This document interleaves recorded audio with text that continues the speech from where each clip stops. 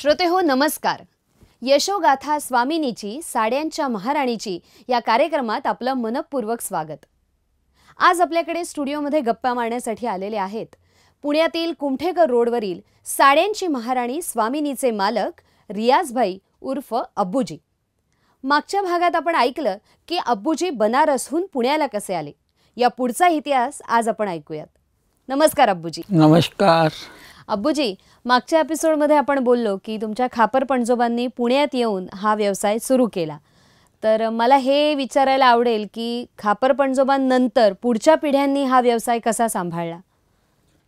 असं आहे का आजमगड डिस्ट्रिक्ट जे आहे तो एज्युकेशन त्याचे मातीमध्ये मिळालेले आहे.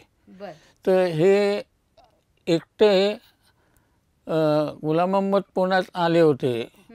त्याच्यानंतर त्यांना असं वाटलं की आपल्या भावांनाही बोलून घेऊया आणि ते त्यांनी सांगितलं, चिठ्ठी वगैरे लिहिली.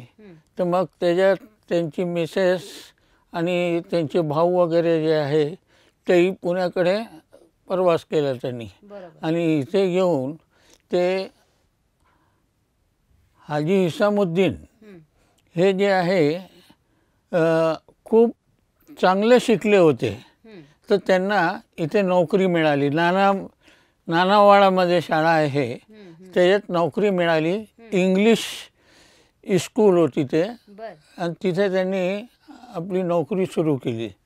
आणि दुसरे जे होते ते काही बॉम्बेला गेले, काही हैदराबादला गेले आणि ते सर्व नोकऱ्याच करायला लागले. या धंद्याकडे कोणाचं लक्ष नव्हता.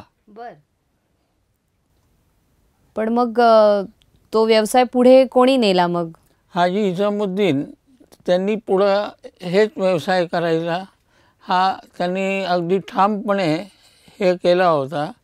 आणि त्याच्यानंतर गुलाम मोहम्मद, हाजी हिसामुद्दीन आणि अब्दुल वहीद हे 3 पिढीने हे कारखाना वगैरे टाकून कसबापेठमध्ये कारोबार सुरू केला होता. दुकानात जाऊन आपल्या हाताने तयार केलेल्या साड्या ते तिथे विकायचे आणि जे उरलेला माल आहे ते असं बंगल्यामध्ये टाकून पिंपरी, चिंचवड, लोणावळ्यापर्यंत जायचे, घरोघरी विकायचे ते. परंतु आनंदी होते का की घरचं खर्च जे आहे व्यवस्थित चालत होता. आणि मुलं जे आहे ते शिक्षणाकडे लक्ष होता. आणि त्याच वेळेस अब्दुल सईद माझे वडिलाचे मोठे भाऊ ते पुणा इंजिनिअरिंग कॉलेजमध्ये ॲडमिशन केला आणि ते BE सिव्हिल इंजिनियर झाले. आणि BE सिव्हिल इंजिनियर झाल्यानंतर त्यांना मुंबईला चीफ इंजिनियरची जागा मिळाली. बंगला मिळाला, कार मिळाली त्यावेळेस. आणि त्यांनी सगळ्यांना शिक्षणाबाबत खूप जोर दिला. जे लांब लांब गेले होते प्रत्येकाला त्यांनी एकत्र आणून पुन्हा ते शिक्षणाच्या मागे त्यांनी खूप लावलं. आणि म्हणून माझी फॅमिलीमध्ये जे आहे शिक्षण खूपच आहे अगदी. म्हणजे त्याही काळात शिक्षणाला खूप जास्त महत्त्व दिलेलं होतं, सगळ्यांच्या शिक्षणाला. हां, सगळ्याला शिक्षणाला. परंतु मी असं समजतो आजमगडची जे माती आहे त्याच्यामध्ये शिक्षण जे आहे अगदी गुंतलेला होता. ह्यासाठी आमच्याकडे सगळ्यांनी लक्ष शिक्षणाकडे दिला आणि खूप चांगला प्रतिसाद मिळाला त्याचा. अब्बूजी, आत्ताच आपण म्हणालात की आजमगडच्या मातीमध्येच शिक्षण मुरलेलं आहे. तर तसंच पुण्याच्या मातीतही हे शिक्षण असंच मुरलेलं आहे असं कदाचित आपल्या पूर्वजांना वाटलं असेल आणि म्हणूनच तुमची पुण्याशी नाळ जोडली गेली असं म्हणायला हरकत नाही, नाही का? बरोबर आहे अगदी.